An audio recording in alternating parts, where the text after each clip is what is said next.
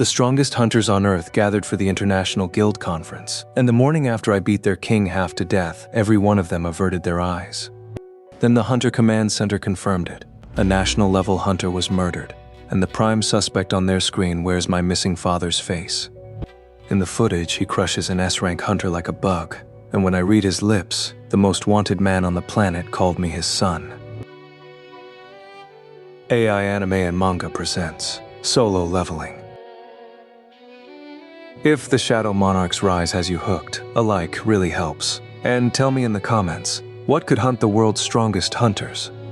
Subscribe so you don't miss what happens in the conference. And channel members get every episode early. The next day, almost every broadcast station and newspaper in the US covered the hunters attending the International Guild Conference. But one newspaper on the East Coast had a unique headline. The headline read, "Thomas Andre knocked out." Thomas Andre was a household name in the US. But how had a national-level hunter been knocked out? Was he sick? People threw their money down, snatched up the newspaper with the sensational headline, and read it where they stood. The article's contents were even more shocking.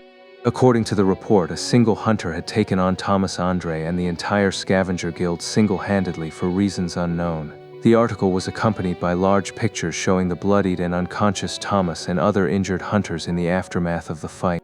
Had someone seen the photos without any context, they might have thought it was some kind of terrorist attack. But weren't these extremely high-rank hunters? Thomas in particular was a national-level hunter who had survived the raid of Kamish. Everyone who read the article was flabbergasted. They were floored, just like the editor of the newspaper had been when he first laid eyes on the evidence. And once readers reached the part of the article revealing the identity of the solo hunter, they couldn't contain their shock. One shocked reader murmured, "Oh my." Another cursed, "Damn." There was a picture of Jinwoo, the man who had been praised by the international media for rescuing Japan from a great disaster not so long ago. He was walking away from the scene with no emotion on his face, a stark contrast to Thomas lying on his back on the ground. With most of the media focused on the International Guild Conference, the article had an even greater impact. In Korea, the contents of the report spread faster over social media than through traditional news sources. Korean social media lit up. One laughing post asked, "Did Jinwoo Sung beat up Thomas Andre for real? Link to article here."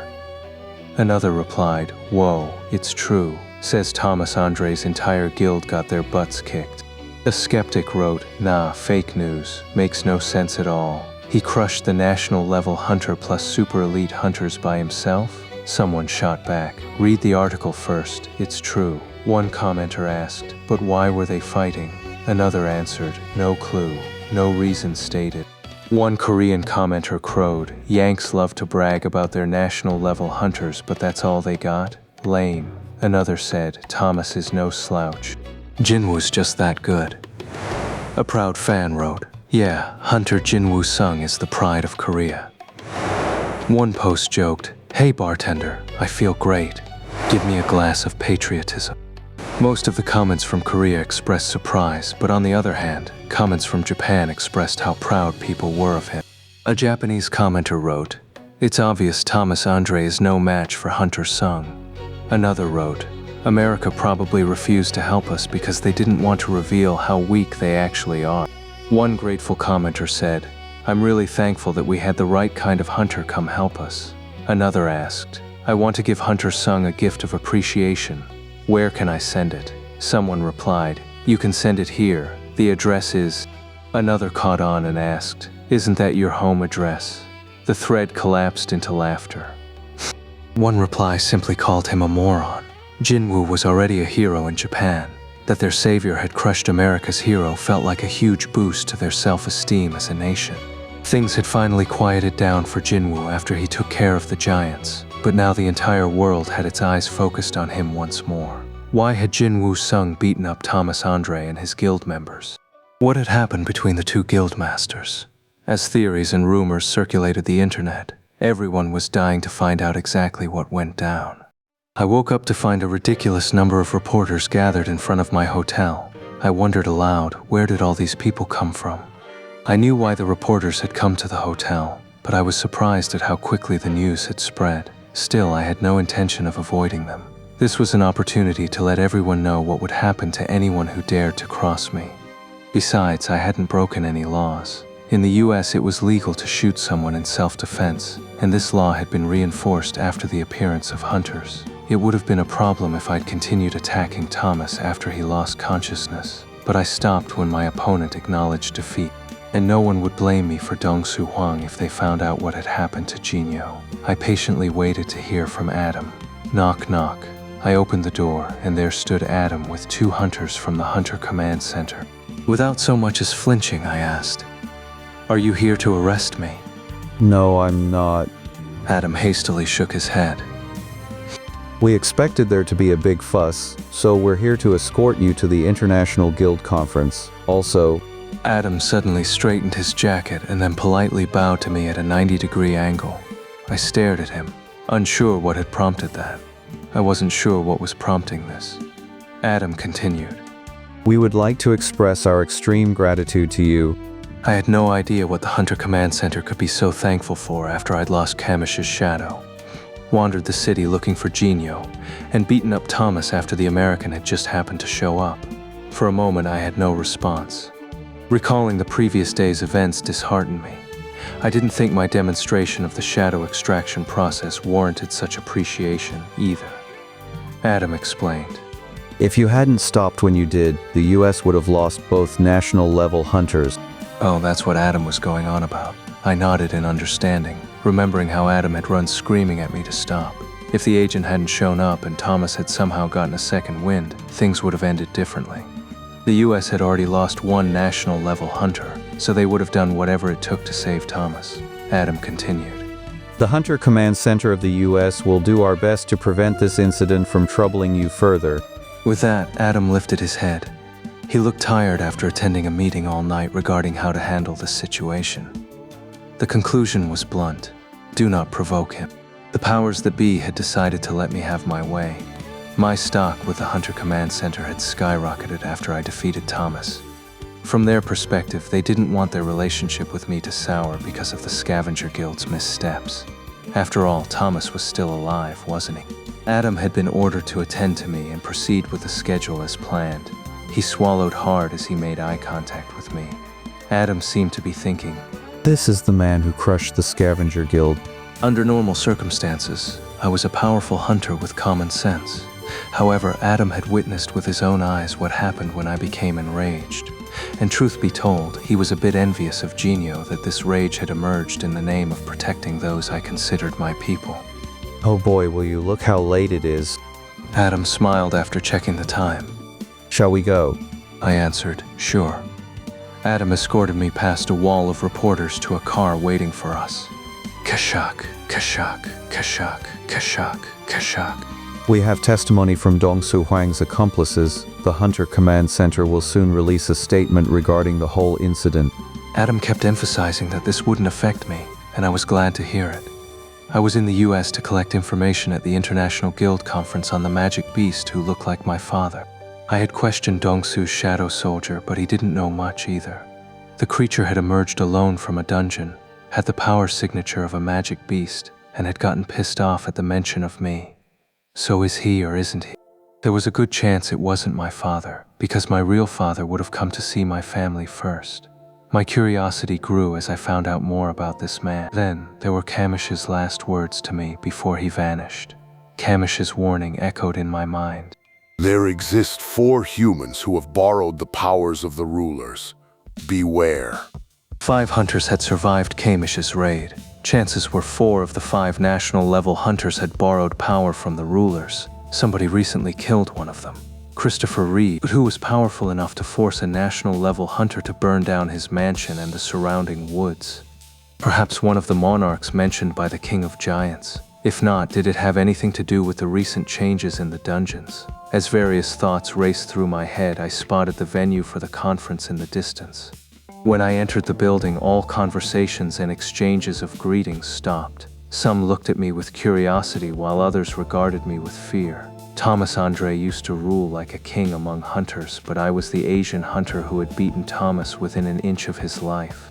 Everyone was abuzz about me, but no one dared approach. Nobody knew why I'd taken down the Scavenger Guild. Why even risk greeting me when I might have thrashed Thomas for simply looking at me the wrong way? Despite being hunters of magic beasts, they all averted their eyes. Following a lunch hosted by the Hunter Command Center, everyone filed into the main hall where people presented on a variety of topics. But none of them interested me, as most of the discussions revolved around current events. I thought, this wouldn't be so boring if Jinwoo was here. I patiently waited for something to come up that was worthy of my attention. Eventually, one lecture finally piqued my curiosity, though it wasn't quite what I'd been hoping for. The presenter began. As you know, a number of gates have spawned lately, and along with them, some powerful magic beasts. This wasn't news to anyone congregating in the conference. A few scientists had already presented on the subject earlier, so there was little interest among the attendees. He continued. But what you may not know is that some strange movement has been detected in the skies. The hunters finally perked up, myself included. The scientist continued. Others have already brought up the fact that the concentration of magic power in the air has grown denser of late. He was excited now that he had everyone's attention. Allow me to refer to this magic in the atmosphere as magic matter until we come up with a better name for it. Dr. Belzer then gestured to a world map on the screen behind him. Using a laser pointer, he indicated several locations. Dr. Belzer asked, Did you know this magic matter is clustered in the skies above several countries? The chatter from the hunters got louder. The scientists waited for them to quiet down. Dr. Belzer listed them off. In total, there are 9 areas where magic matter has accumulated. The province of Alberta, Canada. And finally, where the most magic matter has accumulated, Seoul, South Korea. No sooner had I heard this through an interpreter on my earpiece than the other hunters in the room looked over at me. I had read the article about myself on the ride here, and judging by the way everyone was staring at me over an unrelated matter, it was clear that everyone else had too, and it was coloring their view of me. When I scanned the other hunters, every one of them avoided my gaze. I thought, oh boy. I sighed, seeing the fear in their eyes. Looks like there's been a huge misunderstanding. Still, I had no choice but to wait for the Hunter Command Center to clear the air. Dr. Belzer attempted to lighten the awkward atmosphere by cracking a joke. I read the article this morning as well, but don't blame Hunter Sung. If he was the cause of all this magic matter, he wouldn't be a hunter, would he? The room gave a strained laugh. There was a smattering of nervous laughter before Dr. Belzer continued. As you may have already guessed, I haven't been able to find any common factors among all these locations. It would be hard to find the cause if there was no commonality, especially considering how unprecedented it was. The scientist then brought up a new image on the screen. Dr. Belzer said, Here, this shows the skies above the 9 places I mentioned. He added that a magic power detecting camera from a satellite had taken the image and that it had been enhanced for easier viewing. People could see the clusters of magic matter in the skies above the 9 locations. In person, the phenomenon wouldn't have looked that bad, but even without the image enhancement, it appeared far from natural. One hunter murmured, Another breathed, whoa. Hunters gasped as they looked at the large screen. They needed to discover the reason behind this quickly. The skies above Seoul appeared especially concerning, making it look like the capital was the eye of a storm. I wondered why there were 9. Could it have anything to do with the 9 monarchs? There was no way this was just a coincidence. However, since the King of Giants was already dead, the number 9 didn't have the same significance. At that moment, Dr. Belzer snuck a look at me.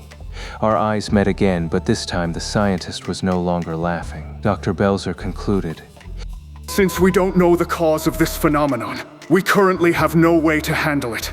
However, although we have no method at the moment, we must work toward one, as our world is about to radically change once again.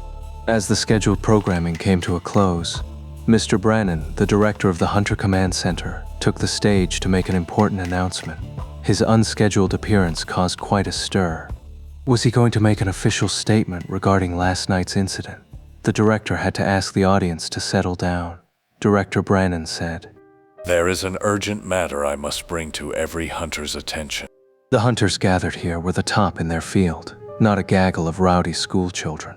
The director's sentence sent a chilly silence through the room. The average person could not fathom the level of concentration the highest-rank hunters possessed as a basic instinct. Mr. Brannan nodded as he scanned the room until he spotted me. Hunter Jinwoo Sung. Mr. Brannan had been briefed on every single detail about yesterday's incident, and he greeted me with his eyes, expressing his appreciation for sparing Thomas's life. Without knowing exactly what was going on, the other hunters stirred upon seeing the director acknowledge me. After a brief pause, Mr. Brannan continued. With a heavy heart, I regret to inform you that The time had come. I realized this was the moment I had been waiting for. Mr. Brannan finished the sentence. 2 weeks ago, Hunter Christopher Reed was killed by unknown assailants. A jolt went through the room. It was a frightening revelation to the hunters in the audience. To hear that one of the most powerful of their ilk had been murdered was an even bigger shock than the incident involving Jinwoo. It wasn't just a matter of who won or lost in a fight between two powerful hunters. The director presented some information on the screen: remnants of the fire, a mansion in ashes, and the corpse of Christopher Reed with a huge hole in his chest. Moans were heard throughout the room as the images confirmed the death of a national-level hunter. No one could deny that Christopher had been murdered. Director Brannan was flooded with questions, but he shook them off. I'm sorry, but I'll present the facts before I field any questions. He had more important things to do than answer queries. The director briefly stole a glance at the corner of the room where I was planted, quietly contemplating the matter at hand. Director Brannan had mixed feelings about my placid demeanor. However, there was no time to waste. He pressed a button on a remote to change the image on the screen. Brannan announced, "Oh." This is the prime suspect in this case. The face of an Asian man filled the screen. The hunters immediately noticed something odd. He closely resembled someone in the room, but with what had happened to Thomas fresh on their minds, no one dared share their thoughts. I pursed my lips. The photograph, which had to have been taken when the man was brought to the Hunter Command Center to be identified, resembled my father to a T. I bit my lower lip. Why was my father? Dungeons were the territory of the rulers, but I had no idea why they would send out a magic beast in the form of my father. Whatever the reason, I could feel the rage building inside me. The other hunters mistook the reason for my anger, so they tried real hard not to glance my way. Don't look back.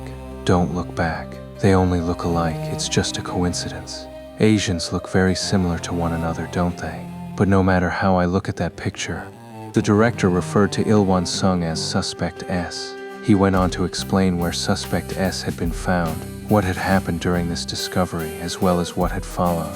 The hunters were taken aback to hear he had beaten up Dong-Soo Wang during the interrogation and escaped. Dong-Soo Wang was someone the Hunter Command Center had recognized for his abilities and scouted to the US. He was an ace hunter with the Scavenger Guild, one of the best guilds in the world. Since Dong-Soo's death had yet to be made public, the news of his defeat was shocking. Heck, even a national-level hunter wouldn't have lasted long if they went up against a group of hunters at Dong-Soo's level. No wonder Suspect S was the Hunter Command Center's prime suspect. Director Brannan announced, The Hunter Command Center has officially concluded that humanoid magic beasts escaped from a dungeon and targeted Hunter Reed. As Director Brannan continued to speak, footage of Suspect S stepping on Dong-Soo's neck appeared on the screen behind him. The prospect of Suspect S holding enough power to stomp on a powerful S-rank hunter such as Dong-Soo like a tiny bug horrified those in attendance. But I wasn't surprised. The rulers had the power to create dungeons, and those same beings had created Suspect S, a magic beast, with a certain purpose. It would have been more shocking if Dong-Soo Hwang had won. I concentrated on Suspect S. He appeared to be trying to communicate with Dong-Soo in the footage. Is he talking to Dong-Soo? My eyes shot wide open as I focused my perception like I often did in battle. Time seemed to slow down and I began reading Suspect S's lips. Reading Suspect S's lips, I made out his warning. Don't ever set foot in Korea. I say this not for my son's sake, but for your own. You won't be able to close your eyes even when you're dead. Strord. Ba-dump. My heart raced. That last part. Did he say, not able to close your eyes when you're dead? If I'd read the man's lips correctly, that meant Suspect S knew about my existence.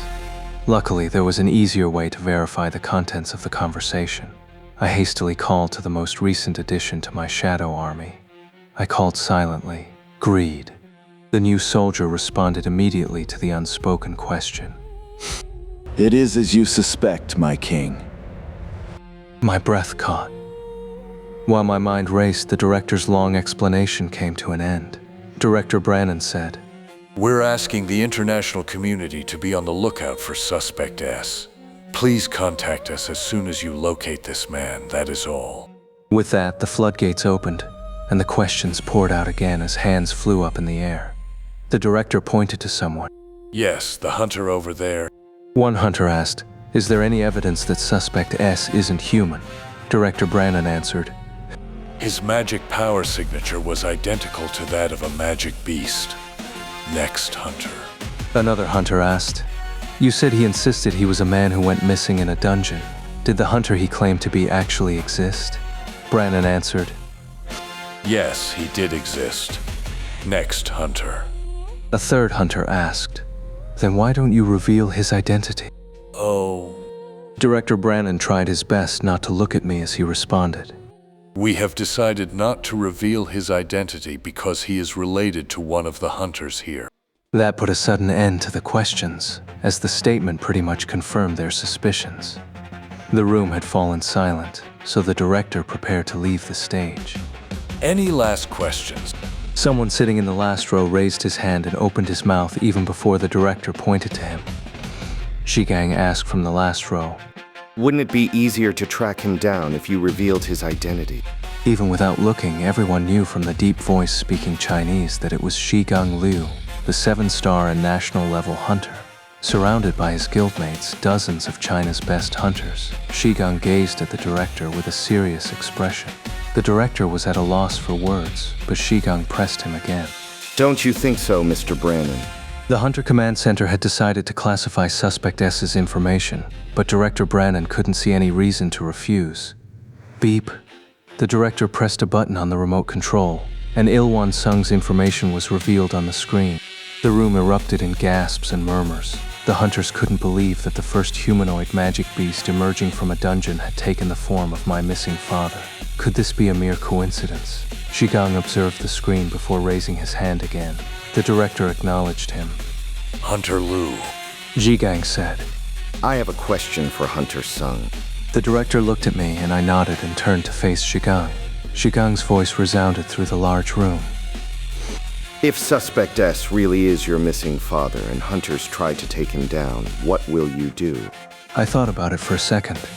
If he's a magic beast, I will end him with my own hands.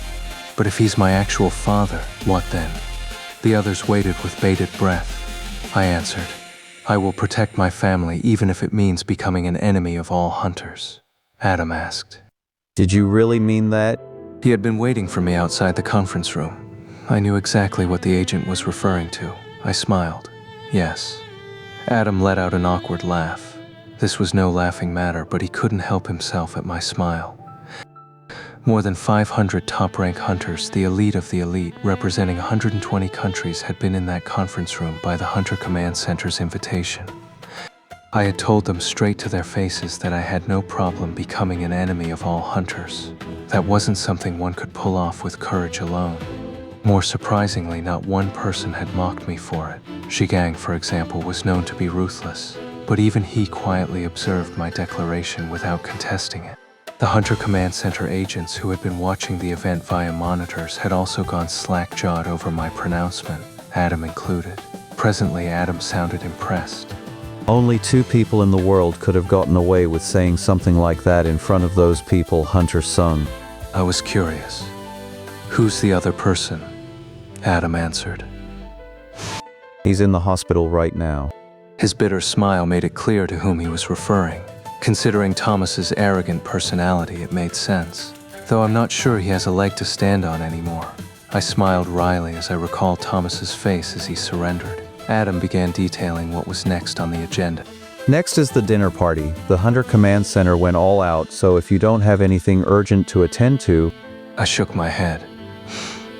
I'm planning to go to the hospital, Adam asked. Pardon?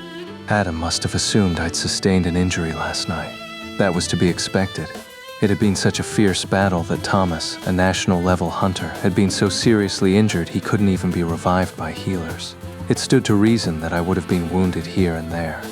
I answered, I'm worried about Jinwoo. Oh. Adam had been presumptuous in his concern for me. Still, he had to ask.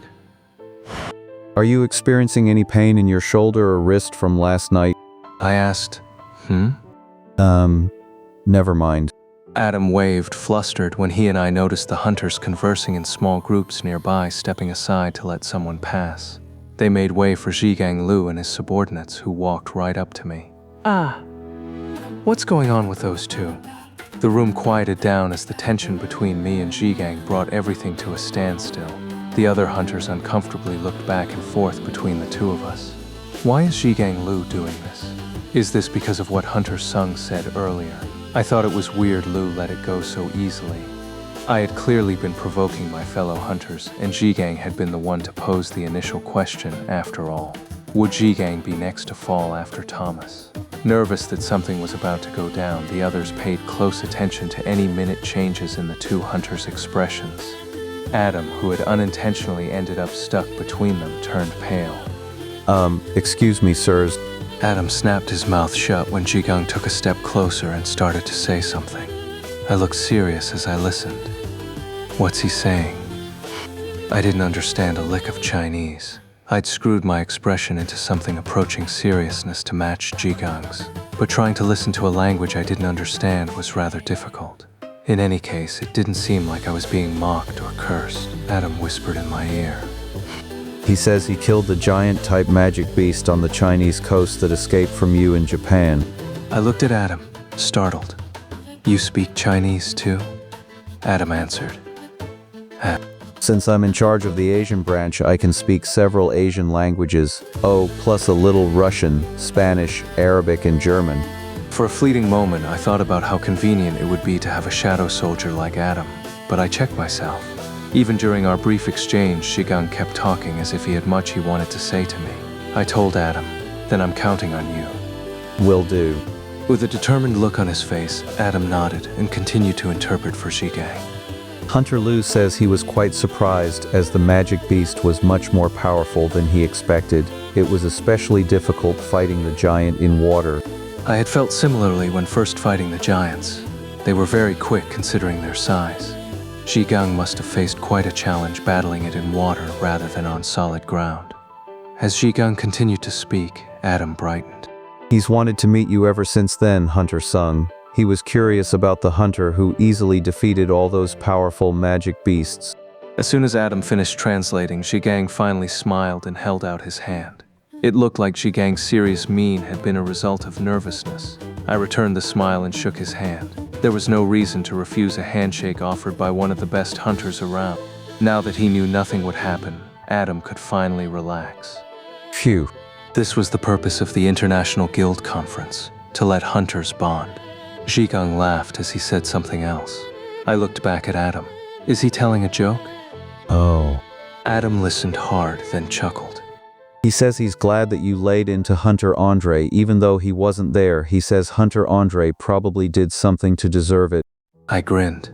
My first impression of Zhigang was that he was a prickly middle-aged man, but he was funnier than I expected. After this exchange, the two men released each other's hands. But then Zhigang's expression turned somber. The smile disappeared from Adam's face as well as he hastily translated what Zhigang was saying. He genuinely hopes that Suspect S is not your father. He says he never wants to fight you, Hunter Sung. I wordlessly nodded. The director called. There you two are. Zhigang and I turned toward the newcomer. The person had a presence but no magic power, so it wasn't a hunter. As we suspected, our eyes landed on the director of the Hunter Command Center. He looked at us both and nervously asked, Could I trouble you both for a moment? I looked at Adam, but the agent shook his head. He had no idea what this was about. What was going on? Before responding to the director, I widened my perception and scanned the movement of people in the room. Two people with a great amount of magic power. They were being escorted by several people and heading in the same direction. Considering that Zhigang and I had been approached at the same time, I concluded that this was no coincidence. Did something happen? Seeing my hesitation, Adam decided to interject. Oh sir, Hunter Sung needs to go to the hospital where Hunter Jinwoo Yu is staying. I put my hand on Adam's shoulder and shook my head, then turned to the director. I have time. The director beamed and turned to Zhigang. How about you, Hunter Lu? Zhigang answered. Sure. The director said. Great. Please follow me. He led the way, looking rather pleased with himself. The two men's destinations were different. Agents escorted Zhigang down a hallway to the left while I continued to follow the director. That's odd. 3 powerful hunters, the 2 with the strong magic energy who had gone ahead earlier plus Zhigang, had been shepherded to one location. I had expected to join them but was being escorted elsewhere. I tried to come up with a few theories before eventually asking, why am I the only one going in a different direction? Director Brannon hesitated. Oh. Director Brannon considered a response but ended up passing the buck. Director Brannon said, There's someone waiting for you. She'll explain everything. I said nothing. I sensed a presence in the room located at the end of the hall. Huh? This magic signature is... I hadn't expected to ever see her again, the director said. I see you already know who it is. The apprehensive director had started to sweat. We go to extreme lengths to keep her in a hidden location, but as this is such an important matter... I asked, did the Hunter Command Center ask her to do this? The director answered. No, not at all. She requested it. She said she wanted to see you. Director Brannon opened the door, and I met the eyes of the lady awaiting me. Mrs. Sellner greeted me. It's been a while, Hunter Sung. I answered, indeed, Mrs. Sellner. It was the upgrader Norma Sellner, possessor of a unique ability. Considering how much time had passed since I last saw her, I was surprised to see her eyes hadn't changed. The intense fear that erupted whenever she looked at me was still there. But if that was the case, what could compel her to meet me again? I sat down across from Mrs. Sellner. I wasn't expecting to see you again. Adam was acting as the interpreter, so he stuck close to my side. Mrs. Sellner politely bowed her head to me.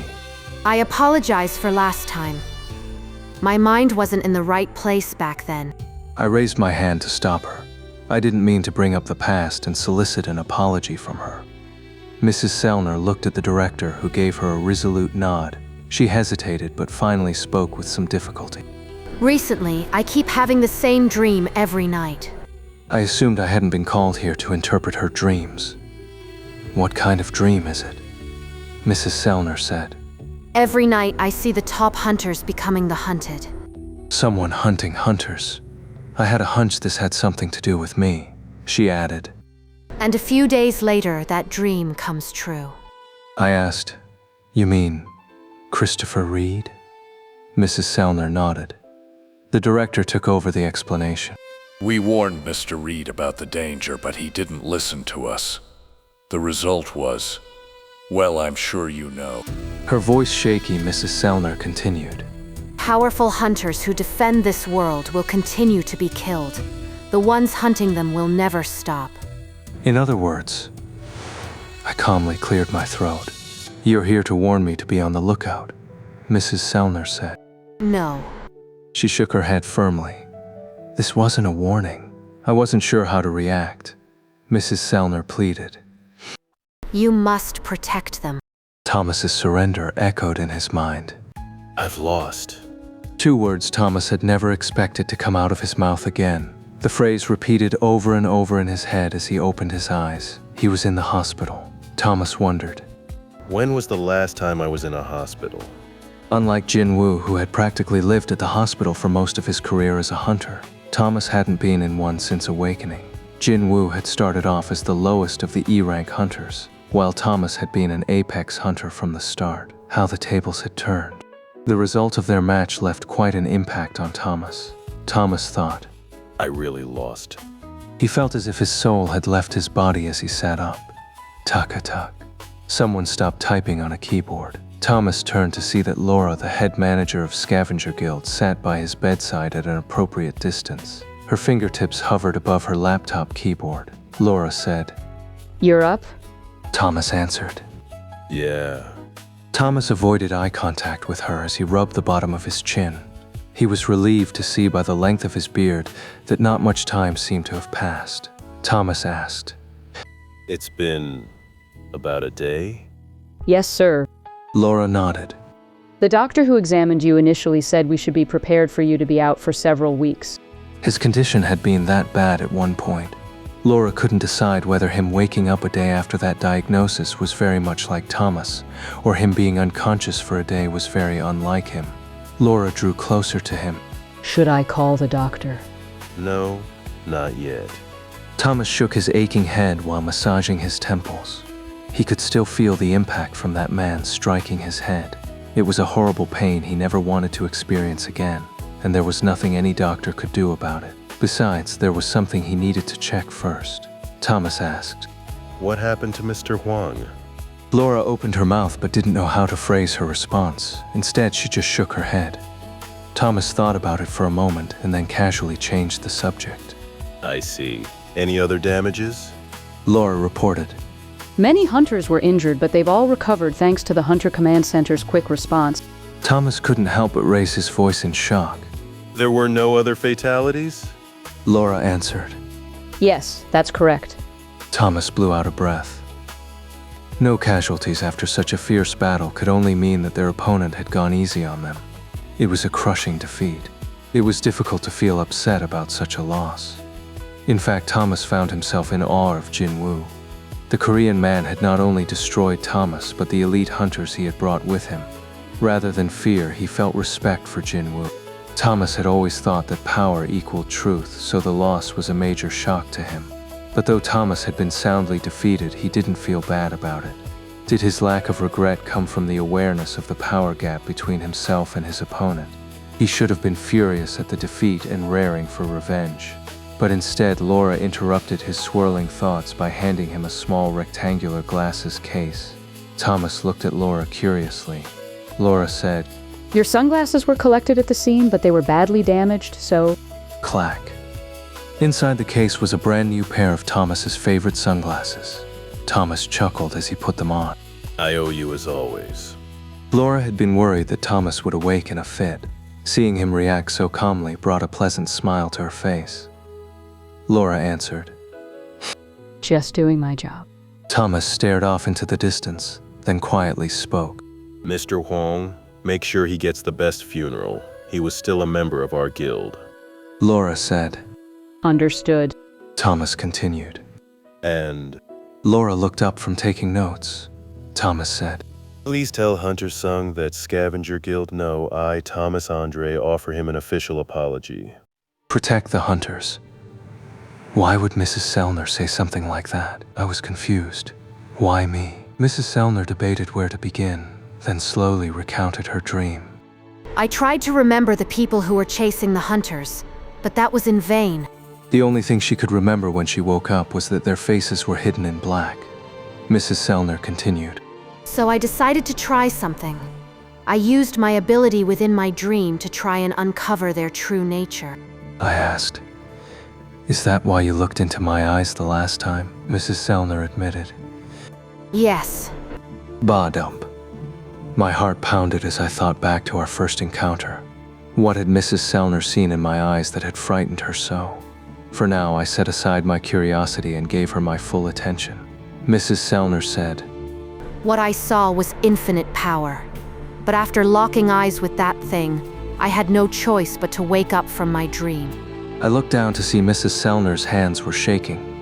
Mrs. Sellner said, I still remember the voice I heard the moment I saw it. Both the director and Adam appeared very nervous. I asked, what did it tell you? Mrs. Sellner said, It told me to go back and quietly wait for the war. She got goosebumps and she quivered as she recalled the dream. The voice in this dream was vivid and unlike anything she had ever heard in real life, but the words provided a clue for me that matches what the King of Giants said. The King of Giants had told me about the impending war between the rulers and the monarchs, but the rulers couldn't be the only ones getting ready to battle, so the question was which side the creatures in Mrs. Sellner's dreams were on. Meanwhile, I hadn't gotten an answer, so I asked again, what does any of this have to do with me protecting the hunters? Mrs. Sellner said, Because it was the same power as the one within you, Hunter Sung. Those words sent a jolt through me. On that day, Mrs. Sellner had seen the power of the Shadow Monarch, so if she had seen the same kind of power in the killers within her dream, that meant they had to be the monarchs. My face darkened. Mrs. Sellner quickly continued her explanation at my peculiar expression. Mrs. Sellner said, They are beings above hunters, so in order to stop them, we need someone who possesses the same level of power they do. The director spoke up. The director said, Actually, we're quite torn whether you're the only one who can protect the hunters as Mrs. Sellner claimed. But if they had arranged this meeting despite objections, I asked, has the Hunter Command Center changed their mind about me after yesterday's fight? With the truth laid bare, Director Brannon responded awkwardly. That is correct. The power gap between me and the other national-level hunters was apparent. The unfortunate incident had provided them with hope. The Hunter Command Center needed my help now more than ever. The U.S. had lost one national-level hunter to the creatures already, so they needed to protect Thomas Andre at all costs. Director Brannon said, You're an extraordinary hunter. Of course, we would compensate you for helping us out. They were ready to give me whatever I wanted, including Kamisha's runestone. They had given up scouting me and annoying me with an offer I'd already declined. After Christopher Reed's death, they decided the best course of action would be to ask for my help in protecting the most powerful hunter in the U.S. instead. I was torn. Mrs. Sellner spelled out the situation for me. In this world, there are hunters who have been very blessed. Until now, they have used their power to defend the world. But without them, this world is in mortal danger. I made my decision. I'm sorry. The director was shocked by my firm rejection that left no room for any doubt. Is it because you harbor ill will toward Hunter Andre? I shook my head. No. It's because I don't know the enemy I have to fight yet. Whoever they were, I had never encountered them. I wasn't the type of person to make a promise I couldn't keep, so naturally I couldn't promise to protect Thomas Andre from an unknown threat. I'll keep an eye on the situation for now. I'd take care of things as best I could in my own way. This was the same cool attitude I'd had when I first entered that double dungeon. My perspective hadn't changed since then. Plus, I had countless shadow soldiers I could rely on to pass me information. If I planted one with every hunter the Hunter Command Center was keeping an eye on, I could respond to any attacks without delay. I said, if that's all. With a plan in mind, I rose from my seat. It had been quite a busy day for President Go back in South Korea. A fight had broken out between Jinwoo and Thomas the day before the International Guild Conference. Worried, President Go had requested more information from the Hunter Command Center. Finally, he'd received word that based on their investigation, the Scavenger Guild had been at fault, and Jinwoo wouldn't suffer any consequences from the incident. Whew. Finally able to relax, President Go plopped down in his chair. He'd had quite a fright at the prospect of Jinwoo ending up in an American prison. Wait a minute, if he thought about it, who could hope to detain Jinwoo in the first place? He'd knocked out Thomas Andre of all people. President Go let loose a hearty laugh. I may have been worried for nothing. President Go laughed so much that his throat felt dry. A bottle of water sat on a side table a bit farther from his desk. President Go quietly stared at the bottle and then held out his hand. The water bottle flew toward him, and he casually snatched it out of the air with practiced precision. Smiling, he twisted the lid open. Director Wu will surely have a story to tell me when he gets back. President Go laughed again. Having Jinchul accompany Jinwoo to the U.S. had been a great choice.